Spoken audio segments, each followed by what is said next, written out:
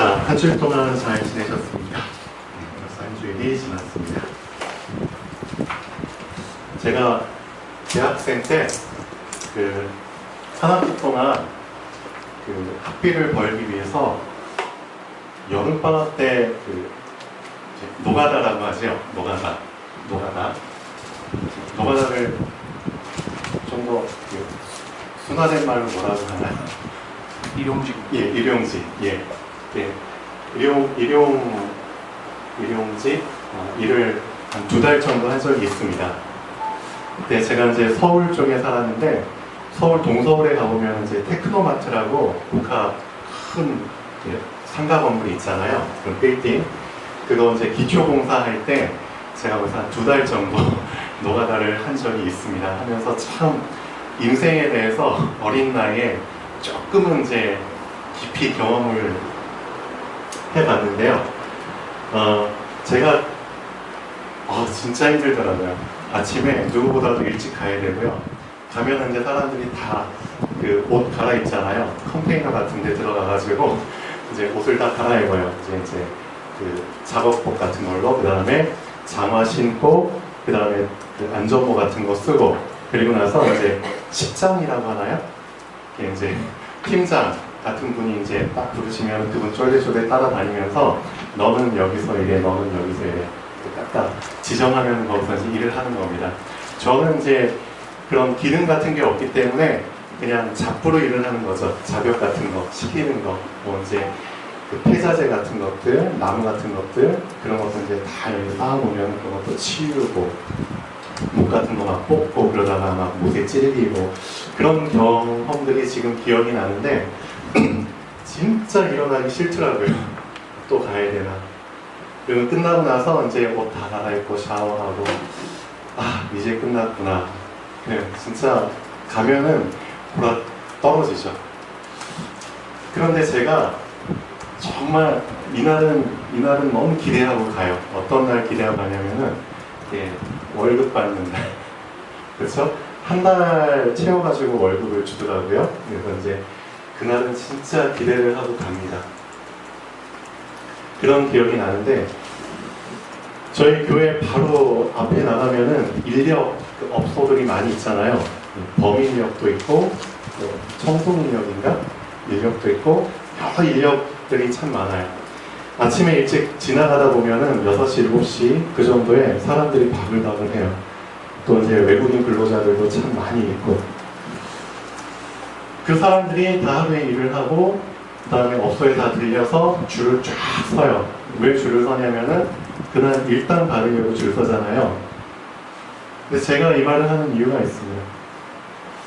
다 줄을 서는데 자, 어떤 사람한테는 일당을 안 준다. 그러면 진짜 억울하겠죠.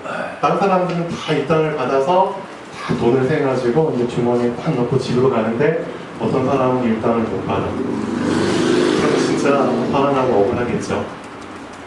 그날의 일당을 받아야지 또 그날 생활을 하는데 마찬가지입니다.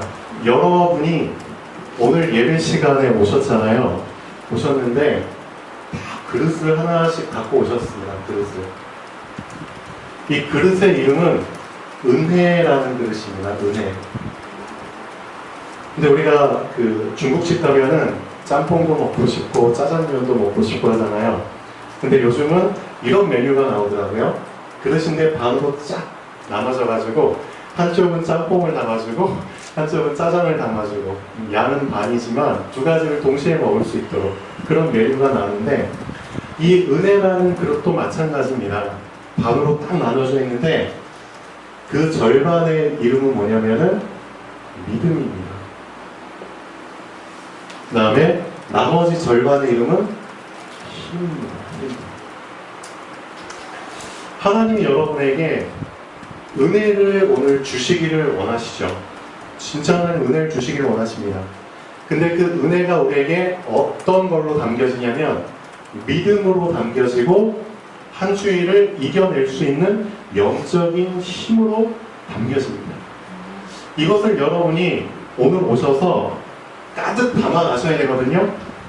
근데 여기 앉아 계신 분들 중에 다 자기 그릇에 맞게 은혜를 받아서 믿음과 힘을 담아가는데 딱 한 사람만 이걸 하나도 담지 못하고 간다면 억울하겠죠.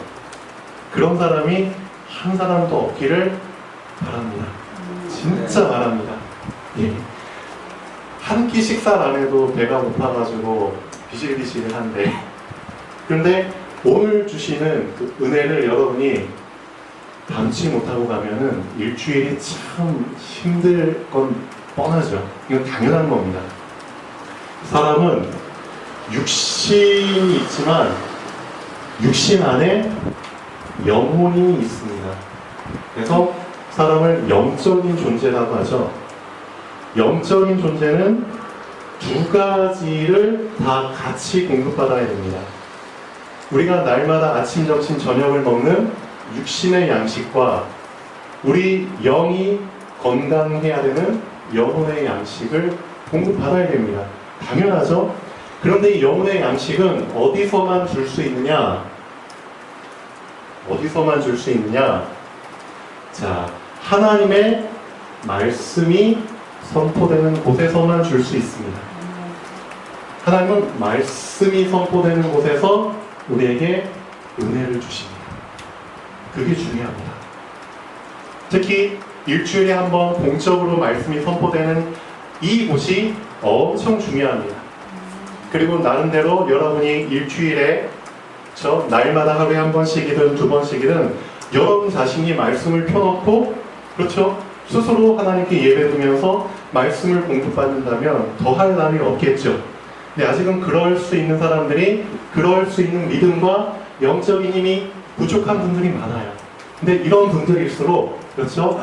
이렇게 공적으로 일주일에 한 번이지만 하나님이 은혜를 주시는 이 시간을 정말 사모하셔야 되고요. 절대 놓쳐서는 안 됩니다.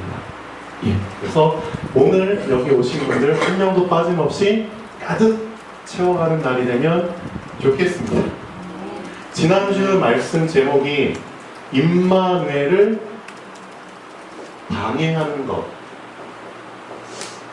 여기에 대해서 말씀을 드렸습니다.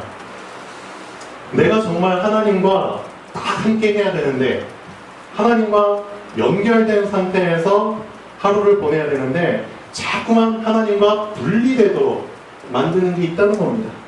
사람마다 다 달라요. 그렇지만 모든 사람에게 공통적인 게 있습니다. 임마누엘을 방해하는 가장 중요한 공통적인 게 바로 나의 생각입니다. 이 생각이 기준으로 딱 굳어져 버리죠. 그렇죠? 기준으로 딱 틀에 맞게 정형화돼 버립니다. 그러면은 무너뜨리기가 쉽지가 않아요. 근데 진짜 올바른 생각과 올바른 기준이 나에게 딱 체질이 돼버리면 너무 좋겠죠. 근데 잘못된 생각에 의해서 잘못된 기준이 만들어져 버리면 이것만큼 나를 힘들게 하는 게 없습니다. 자꾸만 이 잘못된 기준이 하나님과 충돌하거든요. 그 첫 번째 사건이 바로 지난주에 말씀드린 창세기 4장 가인과 아벨의 사건입니다. 가인이 어떤 잘못된 생각을 붙잡았느냐? 알고 있죠? 내가 열심히 추수한 그 소산을 가지고 하나님께 예배를 드리고 제사를 드리면 하나님이 받아주실 거야. 전혀 틀리지 않은 생각 같지요? 틀리지 않은 생각 같아요. 그런데 하나님이 안 받아주셨거든요. 그때 가인은 엄청난 충격을 받습니다.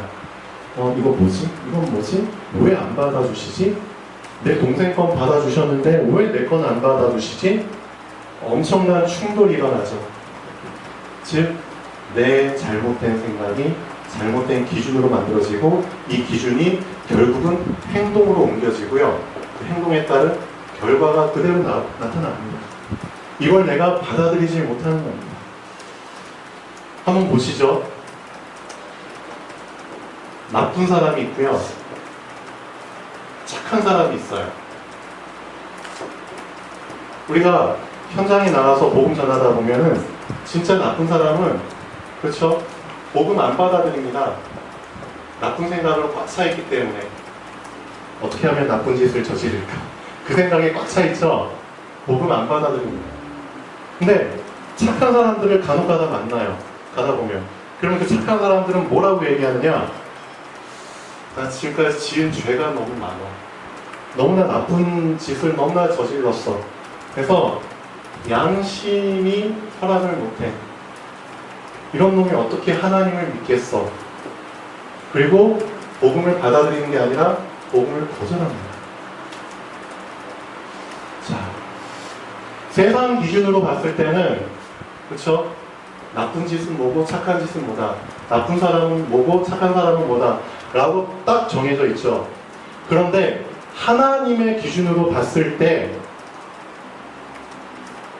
둘 다 복음을 거절해버리면 그렇죠? 어떻게 보면 둘 다 나쁜 겁니다. 그렇죠? 착해도 양심에 걸려서 복음을 방해한다. 복음을 받아들이지 않는다. 그럼 하나님 보실 때 이건 착한 게 아니겠죠. 오히려 이 착한 양심이라는 게 하나님 보실 때는 복음을 가로막는 엄청난 장애물이 되겠죠. 어떻게 생각하십니까? 우리가 신앙생활 하다가 간혹가다 실족할 수 있어요. 간혹가다 잠깐 넘어질 수 있습니다. 신앙생활 잘하다가 간혹가다 하나님과 등질 수 있어요. 근데 다시 하나님을 향해서 바라봐야 되잖아요. 근데 나에게 있는 잘못된 생각, 잘못된 기준이 하나님을 다시 바라보지 못하도록 자꾸만 그렇죠? 나를 방해한다는 겁니다. 착한 사람일수록 그게 심해요. 착한 사람일수록 그렇죠? 실족 한 번 해서 다시 일어나는 게 엄청나게 힘들어요. 근데 잘 생각해 보십시오. 하나님, 그렇죠? 하나님이 정말 원하시는 게 뭘까? 하나님이 정말 원하시는 게, 나에게 정말 원하시는 게 뭘까? 자, 잠깐 나의 생각과 나의 기준을 정말 내려놓으시고요. 정말 내려놓으시고 하나님의 생각과 하나님의 기준을 붙잡으시길 바랍니다. 힘들다는 거 알아요. 힘들다는 거 알지만 결단은 언제 해야 되느냐? 이럴 때 하는 겁니다. 내 생각 내려놓고 내 기준 내려놓고 그래 하나님 생각 하나님 기준 한번 붙잡아 보자. 그때 하는 게 결단입니다. 결단이 딴 게 아니에요. 자, 이런 결단을 정말 할 수 있는 우리가 되면 좋겠습니다.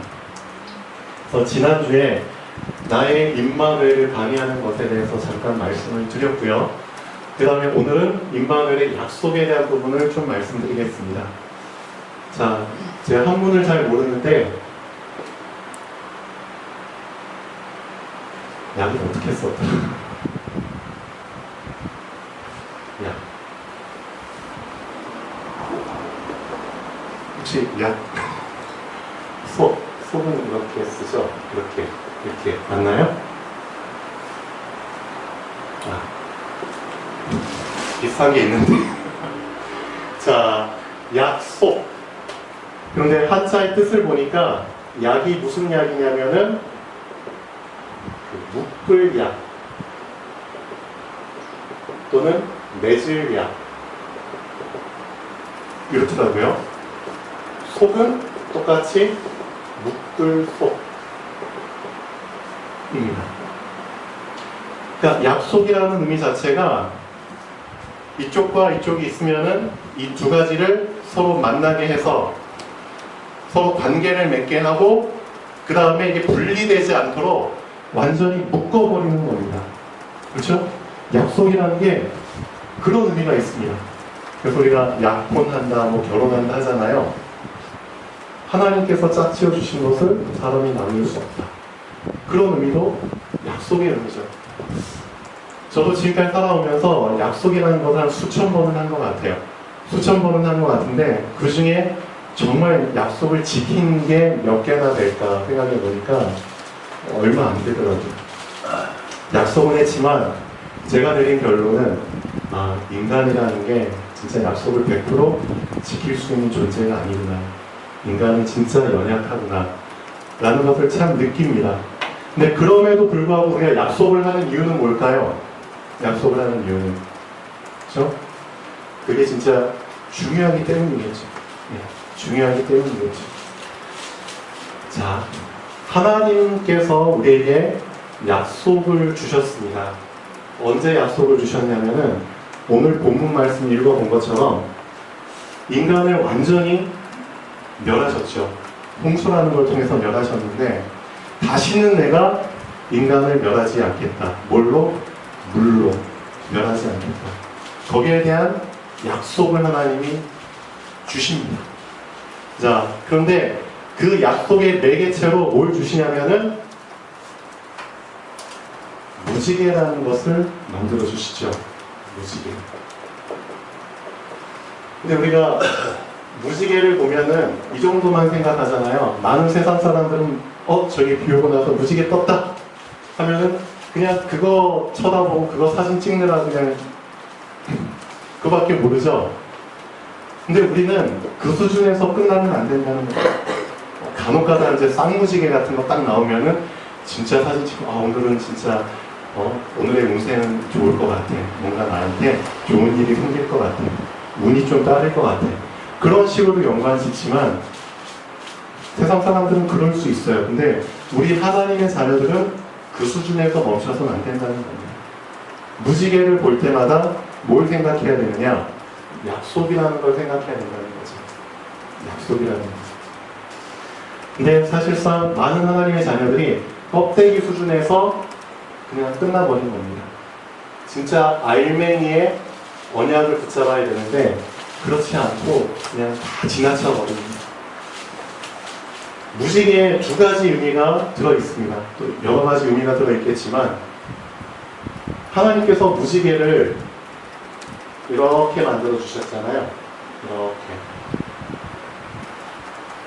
이렇게 주셨는데 영어로 보면은 rain, mow라고 합니다. 자, rain은 비죠, 비. mow는 활입니다. 활처럼 생겼죠? 왜 하나님이 활처럼 만드셨을까요? 이 활처럼 보이게 만드셨을까요? 그리고 이 활의 방향이 무지개를 이렇게 만드실 수도 있잖아요. 이렇게. 비가 화살이죠. 비가 막 떨어져요. 아주 화살처럼.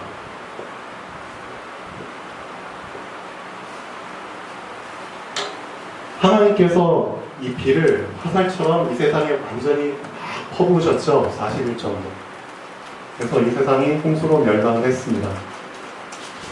그런데 무지개를 딱 만들어주시고 무지개가 향하는 방향이 활의 방향이 아래를 향해서 만들어진 게 아니라 위를 향해서 만들어졌죠. 어떤 의미가 들어있을까요? 다시는 이 화살을 인간에게 향하지 않겠다. 위로 향하겠다.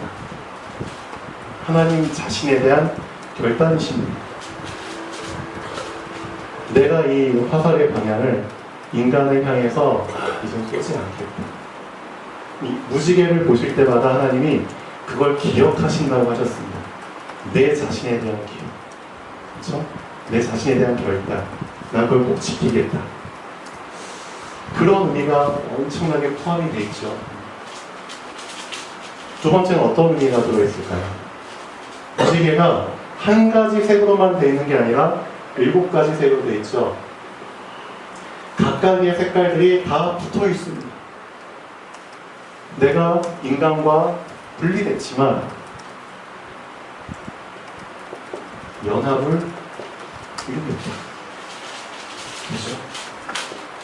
하나님 스스로에 대한 결단과 인간과 하나님 사이에 연합을 이루겠다. 엄청난 의미가 들어있죠. 근데 우리는 무지개를 볼 때 단지 껍데기 수준에서 생각만 하는 겁니다. 근데 여러분들은 그래서는 안 됩니다. 진짜 비가 오잖아요. 그리고 무지개를 딱 보게 되면은 이걸 기억하십시오. 하나님께서도 이 부분을 정말 소중히 여기시는구나. 그 무지개의 언약이 만약에 없다면, 하나님이 무지개의 언약을 안 주셨다면, 약속을 안 주셨다면 지금도 아마 홍수가 막 오거나 하면은 사람들 마음속에는 이런 불안이 있을 겁니다. 혹시 또 물로 망하면 어떡하지? 그 생각이 남아있겠죠. 그만큼 약속이라는 건 중요합니다. 이 무지개에 대한 약속을 주셨기 때문에 사실상 이 세상의 모든 사람들은 다 이 생각을 은연중에 갖고 있습니다. 아, 성경에 보니까 하나님이 다시는 물로 심판하지 않으신데, 하나님 믿지 않는 사람들도 그 말씀이 은연중에 깔려 있어요. 그러니까 우리 앞으로 절대 물로 망하지는 않아. 비가 아무리 많이 와도 물로 망하지는 않아. 어떻게 보면은 근심거리 하나는 덜어준 거죠. 그 무지개로 인해서. 아, 우리가 어떻게 망할지 모르지만 물로는 안 망할 거야. 근심거리 하나는 덜어줬겠죠. 근데 그 수준에서 멈춰서는 안 된다는 겁니다. 자, 한번 본론 보시죠. 하나님이 노아와 그와 함께한 아들들에게 말씀하여 이르시되, 내가 내 언약을 너희와 너희 후손과 너희와 함께한 모든 생물, 곧 너희와 함께한 새와 가축과 땅의 모든 생물에게 세우리니 방주에서 나온 모든 것, 곧 땅의 모든 짐승에게니라. 자, 이들의 공통점은 뭐죠? 하나님의 첫 번째, 그 홍수의 재난 속에서 다 살아남은 자들입니다. 그렇죠? 그 과정을 통과한 자들입니다. 그 통과한 자들에게 하나님이 새로 언약을 세우시죠. 다시는 모든 생물을 홍수로 멸하지 아니할 것이나 땅을 멸할 홍수가 다시 있지 아니하리라. 이런 약속을 주셨는데 사람들이 말로는 부족했나 봐요. 그래서 실제 눈에 보이는 뭔가가 매개체가 있어야지 계속 기억을 하게 되잖아요. 하나님이 이르시되, 내가 나와 너희와 및 너희와 함께하는 모든 생물 사이에 대대로 영원히 세우는 언약의 증거가 있는데, 그 증거가 바로 내가 내 무지개를 구름 속에 두었나니. 참 재밌게 말씀하셨죠. 무지개를 주시긴 주셨는데 어디에 주셨냐면은 구름 속에 두었나니. 무지개가 구름 속에 감춰져 있는 겁니다. 그렇다면 우리는 여기서 두 가지를 붙잡으셔야 됩니다. 두 가지를 생각하셔야 됩니다. 구름이 의미하는 게 뭘까? 그렇죠? 구름이 의미하는 게 뭘까? 그 다음에 무지개가 의미하는 게 뭘까? 내 인생에 있어서, 그렇죠? 우리 인생을 구름으로 많이 표현하잖아요. 인생의 구름. 저도 지난주에 지금 여기 강릉 지역에 계속 비가 왔죠. 그래서 하늘이 맑은 적이 별로 없었습니다. 근데 출근하면서 하늘을 딱 보니까 진짜 먹구름이, 아주 새카만 먹구름이 그냥 저 손에 닿을 듯한 그 높이에서 물을 잔뜩 머금고 있으니까 구름이 높이 떠 있을 수가 없잖아요. 그래서 낮게 깔려있는 저 먹구름 사이에 조금씩 공간이, 틈새가 있더라고요. 그 틈새를 보니까 밝은 하늘이 보여요. 그리고 저 높이에 하얀 구름들이 떠다니는 게 보여요. 그걸 보면서 참 많은 생각을 했습니다. 그래, 사람들은 가까이 있는 것만 보지. 그렇지? 그렇죠? 가까이 있는 것만 보지. 그런데 이 가까이 있는 것 바로 뒤에는 뭐가 있냐면은 하얀 구름이 있고 맑은 하늘이 있는데 이걸 보지를 못하는구나. 우리 인생이라는 게 그런 것 같아요. 인생이란 구름 속에 그냥 답답하게 그렇게 살다 가는 사람들이 많은데, 하나님께서는 그 구름 속에 뭘 감춰주셨냐?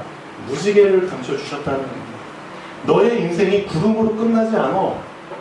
너의 인생이 그냥 실컷 그 구름 속에 있는 비를 잔뜩 맞아서 절망 속에서 끝나는 게 아니야. 절망 속에 하나님께서는 희망을 감춰주셨어.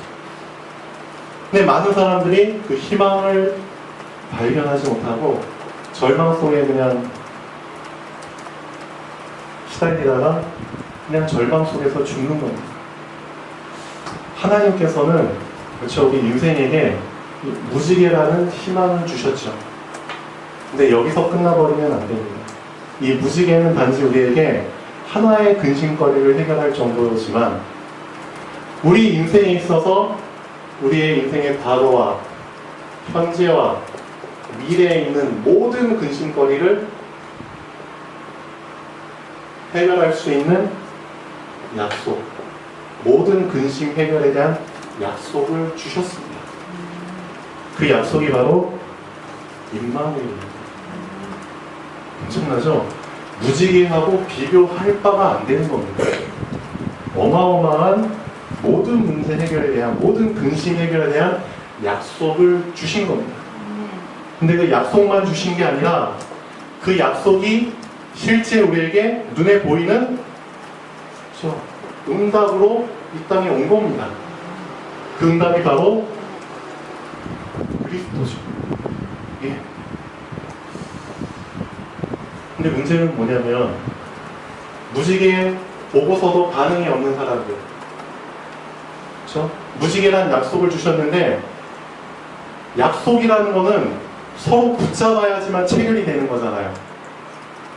근데 무지개란 약속을 주셨는데도 내가 그 약속을 안 붙잡으면은 소용이 없는 겁니다. 맞죠? 그리스도라는 모든 문제 해결, 모든 근심에 대한 답을 주셨는데도 내가 그 그리스도를 안 붙잡으면 그 그리스도 나에게 상관이 없는 겁니다. 그렇죠? 이미 그리스도, 예수 그리스도는 전 세계에 이미 다 선포됐습니다. 다 알고 있어요. 그런데 문제는 뭐냐? 붙잡는 사람이 있는가 하면 안 붙잡는 사람이 있다는 거죠. 그 차이입니다. 임마누엘 이미 다 주셨습니다. 그렇죠? 여기 있는 분들 이미 다 성령께서 내주하고 계십니다. 이미 함께하고 계십니다. 그런데도 이 임마누엘의 약속을 내가 안 붙잡으면 그 임마누엘을 내가 누릴 수 없는 겁니다. 그렇죠?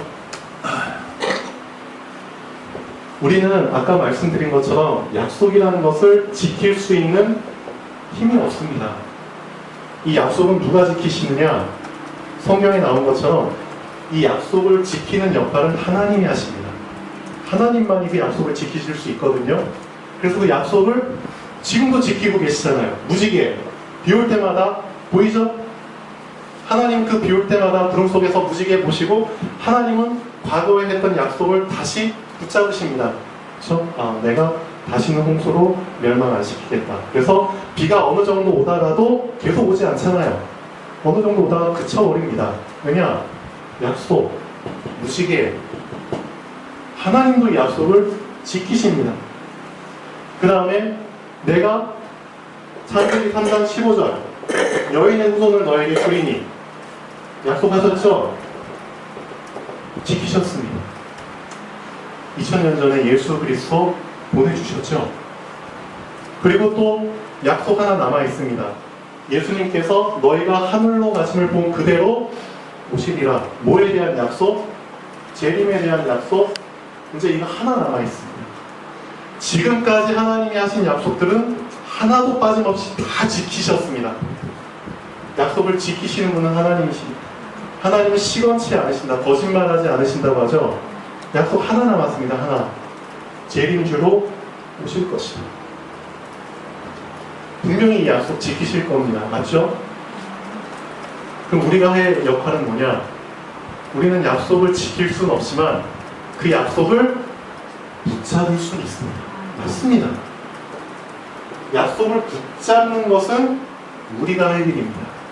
지킬 수는 없지만 붙잡을 수는 있습니다. 하나님은 그런 사람을 원하십니다. 그런 사람. 자, 결론 한번 보시죠. 하나님은 약속으로 붙잡는 사람. 그렇죠? 그 약속의 의미를 정말 알고 소중히 여기고 그 의미를 훼손시키지 않는 그 사람을 찾고 계시는 겁니다. 자, 근데 이런 사람들이 너무 찾기가 쉽지가 않죠. 술을 많이 마시는 분들을 만나봤어요. 또 여기 계신 분들은 주변에 술 많이 마시는 사람들이 많잖아요. 근데 이분들이 술을 진짜 좋아하시는 분들은 보니까 되게 양심이 좀 착하신 분들이 많아요. 제가 술을 끊고 다음 주에는 꼭 예배 드리러 올게요 라고 말씀하시는 분들이 종종 있어요. 그래서 이제 기다리죠. 아, 진짜 술 끊고 예배드리러 오나 보다 하고 기다려요. 근데 당장 그날이 됐잖아요. 안 와요. 그러면 이제 또 다시 가죠. 또 술 먹고 있어요. 또 똑같은 말을 해요. 제가 술 끊고 다음 주에는 꼭 예배드리러 가겠습니다. 근데 기다려요. 또 안 와요. 그러니까 약속을 하기는 하지만 못 지켜요. 그렇지만 본인은 지키고 싶죠. 그러니까 약속을 해요. 지키고 싶은 마음에 약속은 하지만 그 약속을 지키지는 못해요. 근데 저는 이거 잘못했다고 생각 안 합니다. 왜냐? 지키지 못할 약속이지만 그래도 이 사람은 약속을 붙잡고 있다. 그게 중요한 겁니다. 약속을 붙잡고 있다 그래도. 예수님께서는 그 사람의 마음 중심을 다 알고 계십니다. 베드로한테 말씀하시잖아요. 네 마음은 원이로되, 그렇죠? 네 마음은 원이로되 육신이 약하구나. 예수님은 다 알고 계십니다. 그래, 너의 마음은 진짜 원하고 있구나. 너의 마음은 진짜 술을 끊고 싶구나. 담배를 끊고 싶구나. 노름을 끊고 싶구나. 너의 이 방탕한 삶, 잘못된 삶을 너가 청산하고 싶구나. 그래서 약속은 하고 있지만 힘이 부족하구나. 그렇다고 여기서 여러분 절망하실 필요 전혀 없습니다. 우리가 할 일은 약속을 붙잡는 겁니다. 저도 예전에 되게 그 게임에 빠졌던 적이 있었어요. 컴퓨터 게임 있잖아요.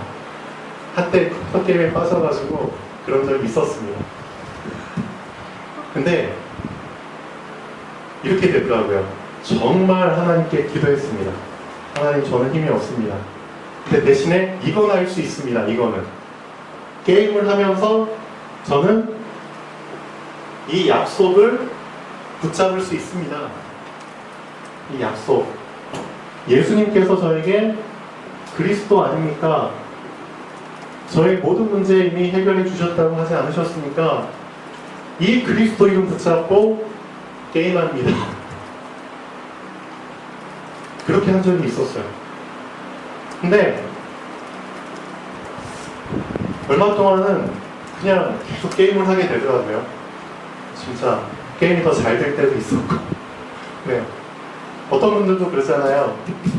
담배를 끊어야 되는데, 그렇죠?